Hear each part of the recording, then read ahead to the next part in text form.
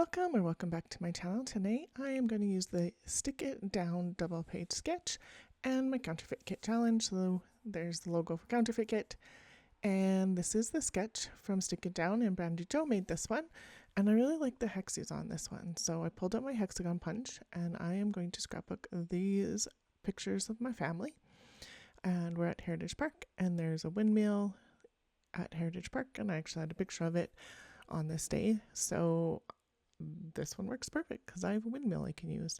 And then just showing my family in the cutouts. This one is Evie up close because, oh, look at how cute she is. So, okay, so I'm going to cut these ones down on the left side to 3x4.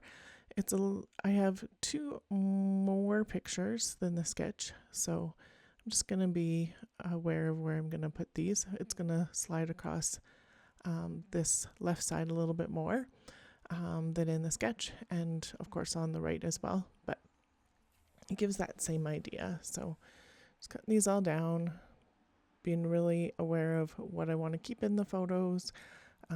Those fall leaves I think are pretty and give a different depth of field.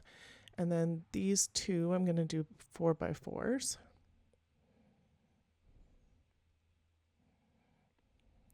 And then this last one I'm going to crop right into the circle and make it, I think I make it a 3.5 square, it looks like. And then I am going to back this all in black, but I'm not going to show you that whole process because my video would have been almost 40 minutes long. And yeah, so I do crop quite a bit out of this, even going fast, because even going at this speed, it was going to be 40 minutes. And yeah, that's a long time to watch something that's repetitive. So I pulled out those papers from the 6x6 farmhouse summer paper pad because I do have a lot of our inspiration kit, and then I'm using my hexie to cut. So I popped forward and just showed you how I get more bang for my buck out of those hexagons. So I did chop the top bit a little bit and could slide my whole punch in there to get it a little bit more. And then I'm gonna line these up. I thought I'd use both sides of that gold paper. I'm going to use the white side of it that has the flowers on it, but I thought maybe I'd use the gold. And I started with the top right, thinking I'd do kind of random without much of a pattern, and then I actually do a pattern down here. And so I'm like, nope, I actually like doing the pattern. And yep, there we go. Nope, not going to do the gold. And then here I need which one do I need? This one. So I like that. I'm going to put these to the side. I'm going to get this all glued down, but I'm not going to make you watch all of that. And it's done and chopped off. And then there's two little pieces, or a few little pieces on this side where the hexagons have this spot here. So I'm just going to use my punch like this and cut that corner piece that I need, and then glue in that tiny little bit. And I like the way that looks. You could totally not do that if you didn't want to, but I wanted it looking like it continued off the edge. So that's how I did that. And then I'm going to do the same thing on this side. So I'm going to start with one of the barn pieces and then get those in. And yay. Sliding some more of those corner pieces in. So this took me a little thought process to do because I don't know. But at this point I was like, what is my pattern again? How is it going here? So I got those ones in. And so I am going to get my photos down here.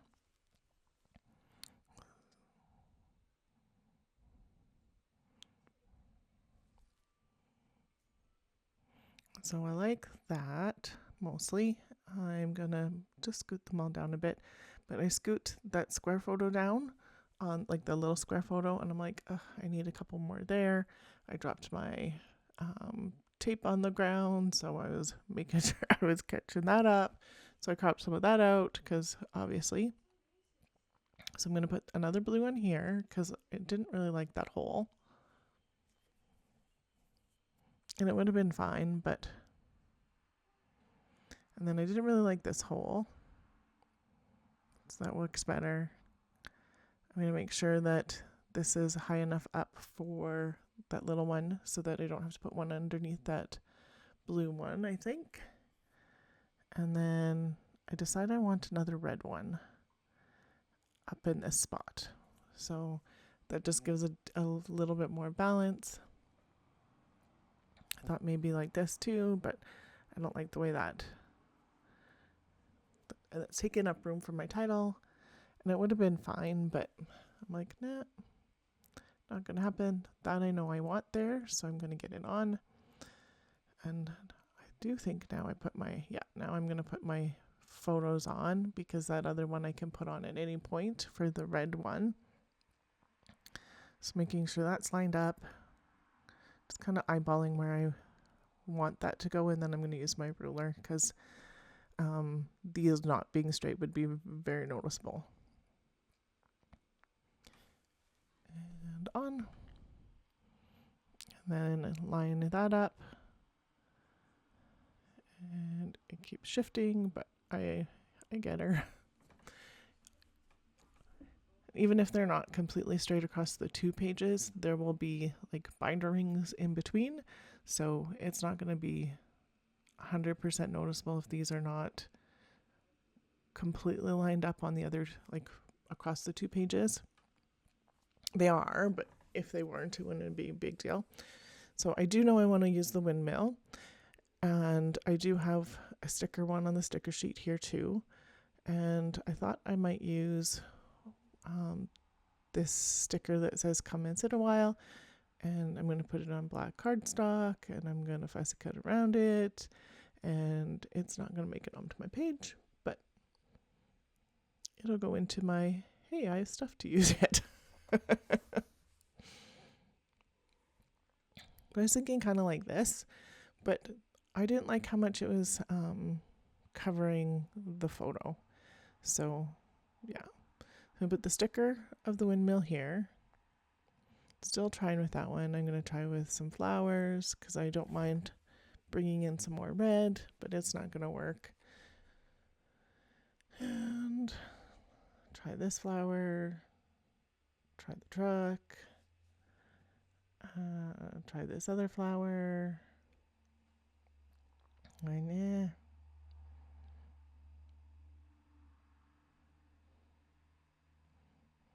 Maybe this up here. So do some fussing about on this other than the hexagons. But I'm like, this was not making me happy. There was something else that needed to happen there, and it was not this. So, but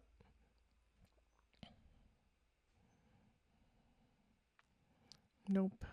And then I thought this could be the sketchy piece that was across, but I don't really like it there. So, and then I remembered that I had those flowers from Some Assemblage Required that are out. I'm looking through the Jen Hadfield stuff that I have left, then I'm like, no, none of that's going to go in here, but these I think can. So I think I have 5 of these. 3. Yeah, there's 5. And so I'm going to use both of the leaf pieces I have left and all of these flowers. And so the leaf pieces kind of frame the top and the bottom really nicely in those spots, and I like that. And then I'm going to put the red piece in because I wanted a little bit more red and it's not going on with the flowers. So, and then that helps anchor this. I thought maybe both could go there for a second. I'm like, nope. And then I'm just checking to see which one's smaller. So the smaller one can go on this side. So I'm just going to move the square photo over just a tiny bit. And sort of like that. And then this becomes the base with the flowers. Just super cute. I like that. And so I'm going to get this all glued down. And I didn't make you watch that because just literally gluing it down and then filling in this one spot here.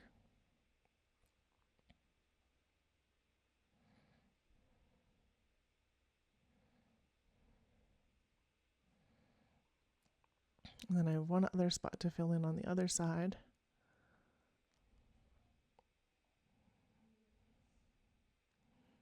And so that works out pretty good. And then I'm pulling out my letter stickers.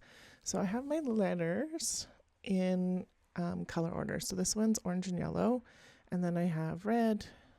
In the orange and yellow, I also have craft and brown, because typically when you have, if you can use yellow, you can use craft. So I pulled out these ones. They're really big. They're really sticky. I'm not sure if they're from Ali Edwards or Studio Calico, but they are from one of them. I'm guessing probably Studio Calico, but I'm not positive.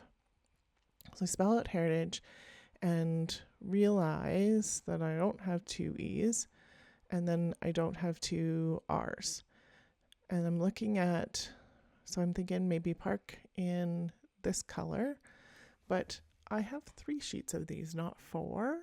And I should have 4 sheets of the craft. So I'm like, in the back of my head, I'm thinking, what happened there? And so I'm going to look on the floor, because I did dump some stuff on the floor when I brought it over. And sure enough, there was the extra page there. So I'm going to spell out park.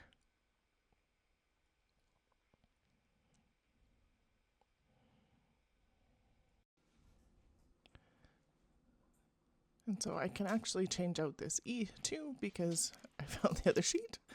And then this is how I'm thinking it's going to go. But I didn't like just the craft on the white. I felt like it was kind of getting lost. I don't know why. It probably would have been fine. So I'm going to try coloring it with my black ink, but it doesn't come off of that overhead sheet or plastic sheet very easily. So I don't want to do that with all of those. So I thought about edging it. So I thought maybe blue first, but then I'm going to use this Copic or Copic in N6. So I tried on the Z there, and then I'm just going to do it around all of the letters. And so it looks like this. I'm not going to make you watch me do every single one of them. I do kind of mess up some of them, like that K there, and not do just the edge, but I'm going to fix that with the colorless blending marker. I'm just going to go around the edges again, and I'm going to add a little bit more of the N6 and a little bit more of the colorless blender, just to give it some more depth and some distress. And yeah, so that's what this looks like here. With such a big title, I wanted a little bit more to it than just plain craft. It was part of what I wanted, and I could have done quite a few different things, but some of the things I would have normally done, I would have had to stick on like an acetate piece, and then I didn't want to try and pull it up because I didn't want to wreck the stickers, and these ones are really, really sticky. So if they hadn't been as sticky, I probably would have put it on the acetate and either changed them to be black, or I had thought about stamping embossing ink over them and embossing them. So, and then I decided to use the N6 for the sketchy lines on the corners. And to start with, I'm not so keen on how this looks, but I do some other things to fix it. So that would have been fine. But I did do a messy edge corner there. And so I used the colorless blender on that just to make it a little bit less noticeable that I don't know how to draw a straightish line. So then I'm going to use the chisel end to draw some harsher lines in this. And then I'm going to use the colorless marker to blend a lot of this out. And then I'm going to use a black marker to draw some more sketchy.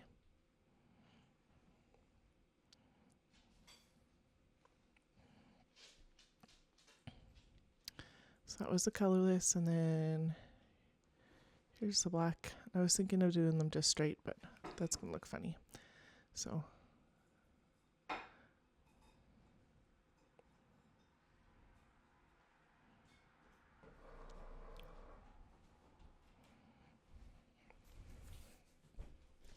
and then I decided it needed some splatters, so I thought maybe I could use this N6, but you can see it dries right away. I can't even get the water in there fast enough to do splatters with it, so I'm not going to be that. So I went and grabbed my glimmer mist for its chalkboard, and it's in charcoal.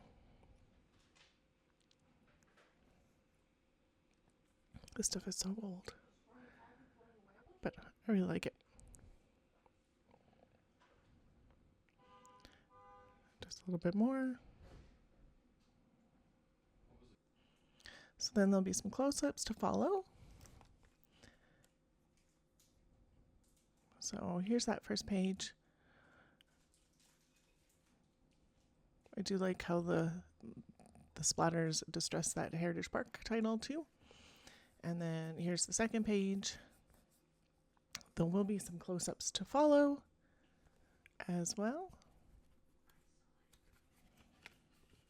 So that's a wrap on this page. If you loved how this came together, please like, subscribe, and share some crafty love in the comments. Blogs, playlists, and links are always shared in the description box below. So there's that first page. Here's some close-ups of that second one. I do really like how those flowers turned out too. And there's that title. Second page. And then all of it together.